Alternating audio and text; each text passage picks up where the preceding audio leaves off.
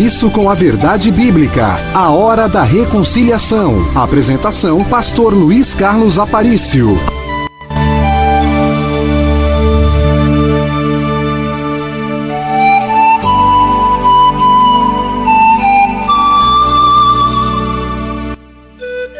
O programa de hoje vai falar sobre o tema termômetro espiritual.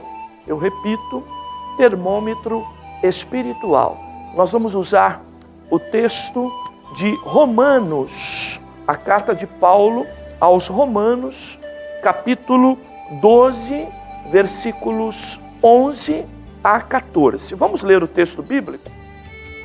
Diz assim: não sejais descuidados no zelo, sede fervorosos no espírito, servi ao Senhor.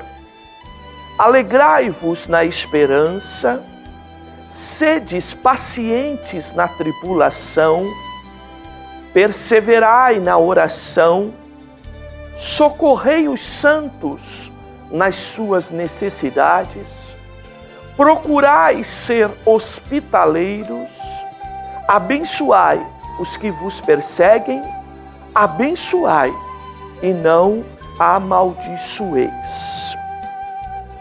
Muito bem, a Bíblia Sagrada nos adverte sobre o estado de mornidão espiritual que caracterizará a igreja e os cristãos nos dias que antecedem a volta de Cristo, classificada na Bíblia como arrebatamento da igreja.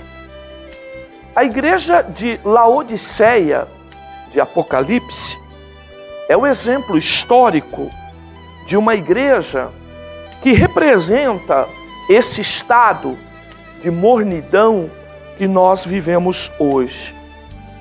Falar sobre evidências da boa e sadia temperatura da igreja, e por que não dizer do próprio cristão, é o tema do nosso programa de hoje.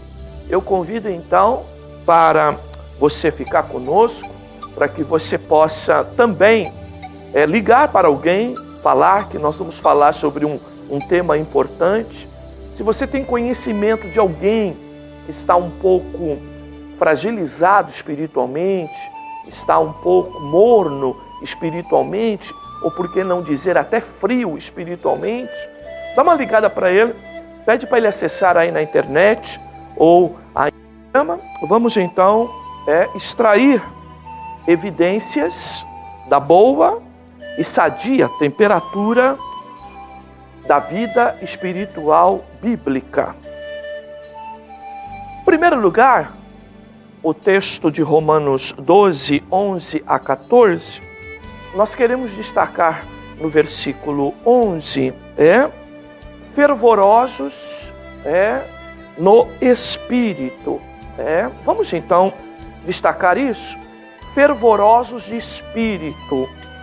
Manter o espírito aquecido, pronto, atuante, é um desafio para todos nós que estamos tão ocupados nesses últimos dias com a alma e com o físico. Nós temos visto o evangelho de hoje, inclusive, propondo muitas correções, muitos ajustes, muitas possibilidades na área da psique, na área da alma e também na área do corpo. Multidões estão procurando os pregadores que pregam sobre autoestima, sobre síndromes, sobre depressão, sobre estresse, problemas relacionados à alma, e muitos também, multidões estão procurando pregadores que aparecem como verdadeiros curandeiros, oferecendo cura como carro-chefe da sua mensagem. Nós que estamos nos dias atuais tão debruçados, tão tendenciosos a cuidar do corpo e da alma, precisamos reconhecer que por vezes estamos espiritualmente abatidos, fragilizados, porque temos pouco dedicado tempo a manter o espírito aquecido. Fervorosos de espírito é a primeira e grande evidência que nós podemos tirar do termômetro a respeito da vida espiritual e de como ela está. Segundo lugar, zelosos na obra. O cuidado é fundamental quando assumimos responsabilidade com as coisas de Deus. Nós não podemos deixar que o tempo leve-nos ao relapso e à negligência quando o assunto é cuidado com as coisas de Deus. Esse texto aqui, ele não quer falar apenas para ministros, para obreiros, para cooperadores, mas acima de tudo está falando de que nós devemos ter preocupação, sim, com a nossa vida com Deus e sobre os detalhes do exercício desta vida com Deus. Nós precisamos então ser cuidadosos.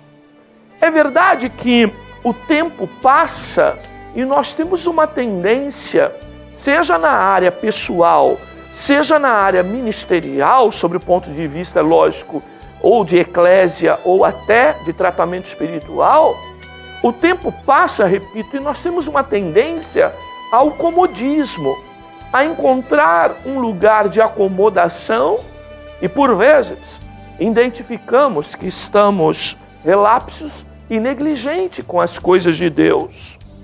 Uma das coisas que nós precisamos manter acesa, funcionando bem, é este zelo com as coisas de Deus, que reflete, muitas das vezes, na ideia do temor a Deus.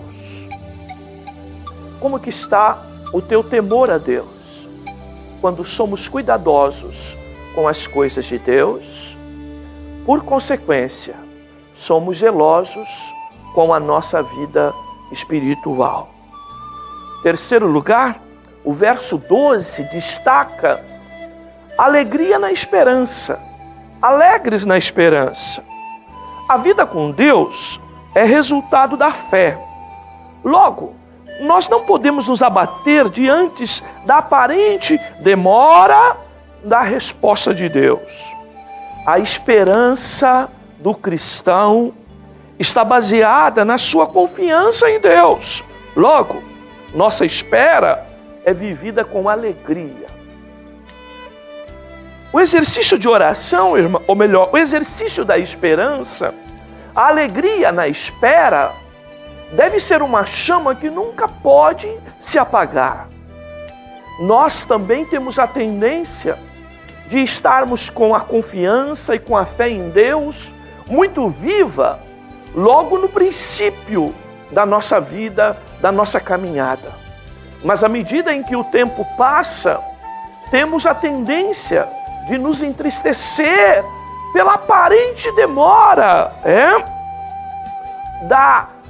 de se realizar aquilo que nós, num determinado momento, projetamos ou até recebemos pela fé que Deus colocou nos nossos corações.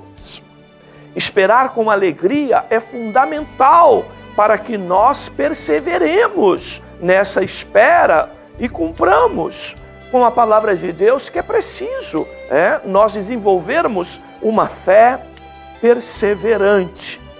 Só pode perseverar aqueles que se mantêm alegres. Muito bem, a Bíblia ainda nos fala no versículo 12 que nós precisamos ser pacientes na tribulação. As dificuldades que enfrentamos no dia a dia não podem gerar desequilíbrios ou desespero. A tribulação deve alimentar a nossa capacidade de suportar as adversidades com domínio próprio. Como Deus nos ensina na tribulação e como a tribulação produz em nós a pedagogia ou o aprendizado da paciência. Muitos de nós chegamos no Evangelho com pavio curto, sem capacidade de, com equilíbrio, vencer as adversidades. Uma das coisas que Deus trabalha na vida do cristão é exatamente esta.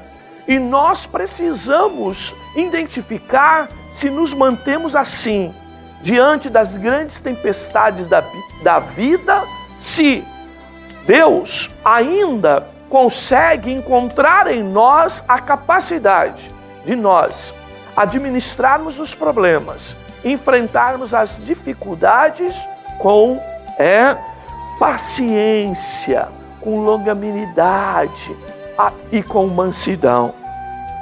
Quinto lugar, o verso 12 fala que nós devemos ser perseverantes na oração. A oração é, sem dúvida, o melhor exercício espiritual que evidencia a intimidade do cristão com Deus. Se a palavra aquece o espírito, a oração é um instrumento que ajuda a manter a temperatura. Perseverar em oração é a garantia de que a palavra de Deus ou sua promessa jamais será esquecida por nós. Quantas das vezes a demora da resposta de Deus contribui para nós perdermos a esperança e, por conta disso, por falta de alegria na esperança, nós então deixamos de orar. Todas as vezes que oramos, amados, oramos e esse exercício de oração sinaliza para Deus de que nós não esquecemos das suas promessas. Todas as vezes que nós nos distanciamos do prazer que é estar falando com Deus através da oração, é como se nós largássemos, como se nós não estivéssemos mais vivos naquela palavra de promessa que Deus nos ofereceu em determinado tempo. Orar significa crer nas promessas de Deus e que elas, apesar da demora, ainda acontecerão. Nós precisamos então perseverar em oração. O verso 13 nos fala de nós sermos participantes nas necessidades. O socorro aos que de fato necessitam ajuda eu repito, o socorro aos que de fato necessitam ajuda-nos a desfocar a tendência de olharmos apenas para os nossos problemas. Enquanto assistimos os outros, somos abastecidos por Deus. Queridos, como isto é uma verdade. Todas as vezes que alguém se apresenta diante de nós com uma dificuldade e nós nos dispomos, apesar dos nossos problemas, em dar uma palavra para esta pessoa, em oferecer uma mão de ajuda, oferecer um ombro para ela chorar, como nós somos alcançados por Deus e como Deus consegue elevar a nossa temperatura de vida espiritual à medida em que nós assistimos os outros. Quando nós assistimos os outros, somos abastecidos por Deus.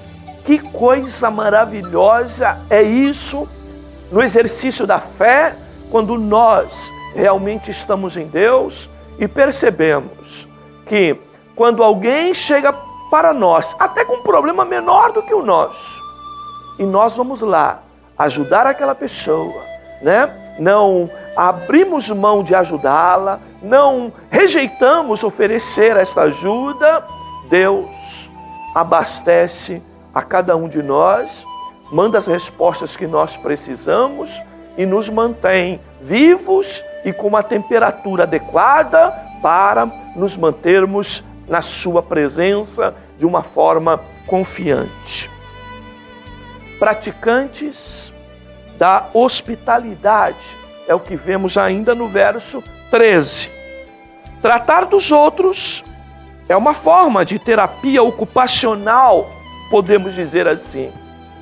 A hospitalidade nos aproxima do caráter do mestre e nos faz servos humildes. Não há na Bíblia um melhor exemplo de exercitar humildade que não seja através do exercício de atender e de recepcionar as pessoas. A ideia aí de hospitalidade, ela vai desde a hora que você oferece um prato de comida, que você oferece uma proteção, oferece um teto e que você oferece também um carinho, um exercício de carinho para a pessoa que está precisando. Todas as vezes que nós nos colocamos nesta posição de servir aos outros, nós mostramos o nosso caráter em Cristo, de sermos então servos humildes, e aí parecemos com o Mestre, porque o Mestre foi capaz de mostrar esses atributos, os atributos da hospitalidade. Por fim, abençoador dos inimigos. O versículo 14, a vida com Deus desperta muitas inimizades. Não há como servir a Deus e agradar a todos. Porém, a postura de um servo autêntico é sempre de abençoar os que se levantam contra ele. Nós temos vivido momentos e tempos de muitas pessoas amaldiçoando. Isso vai desde a prática de pastores, como a cristãos de maneira geral.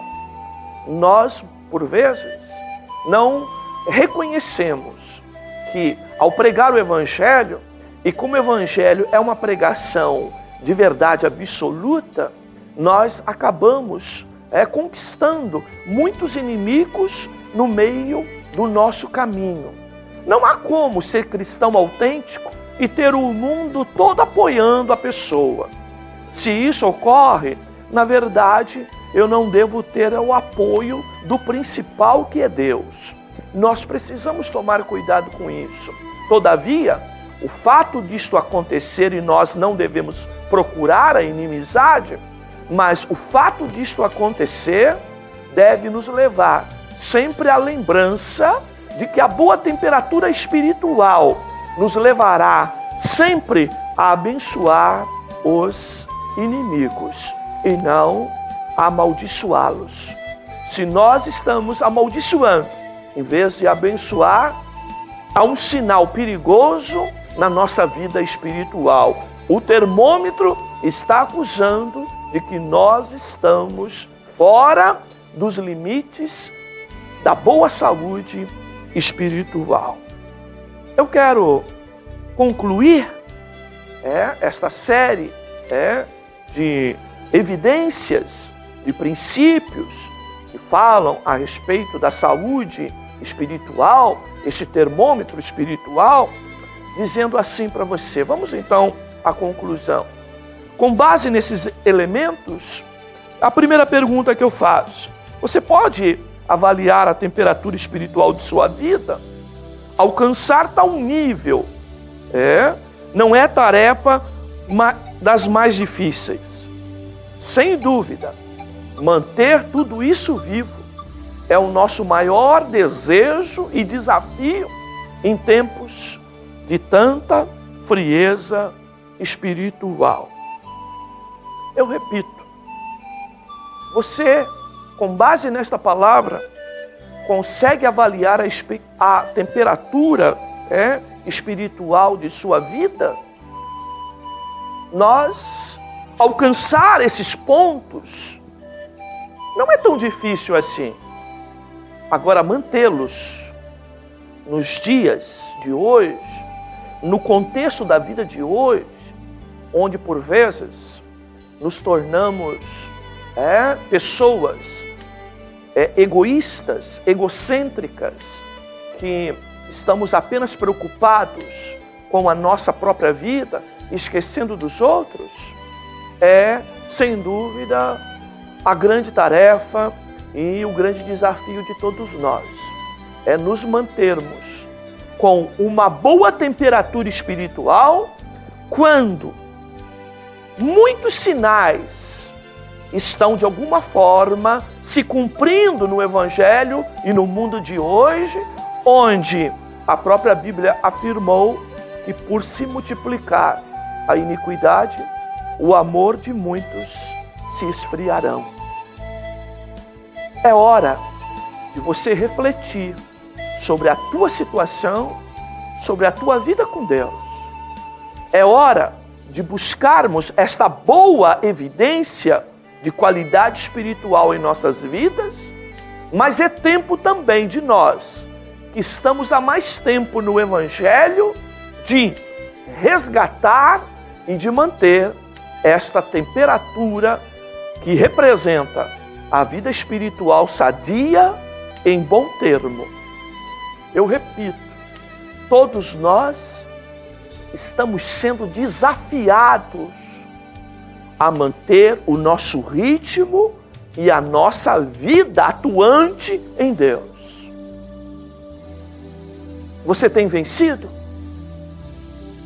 Se isso não tem acontecido na tua vida, eu quero dizer para você que Deus, ao revelar o teu estado difícil, junto com esta revelação do estado difícil da tua vida espiritual, Ele junto anuncia as boas notícias que Ele, através da mesma palavra, tem poder para te resgatar e te colocar de volta naquele nível espiritual que um dia você já teve e que você achava bom, ou mais do que isso, te colocar numa posição, numa condição muito melhor.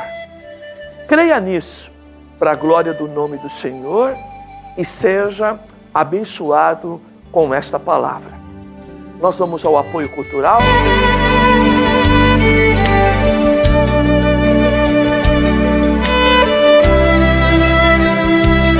Igreja com profundidade doutrinária, sem fugir da simplicidade do Evangelho. Venha servir a Deus junto conosco. Ministério Evangélico da Reconciliação.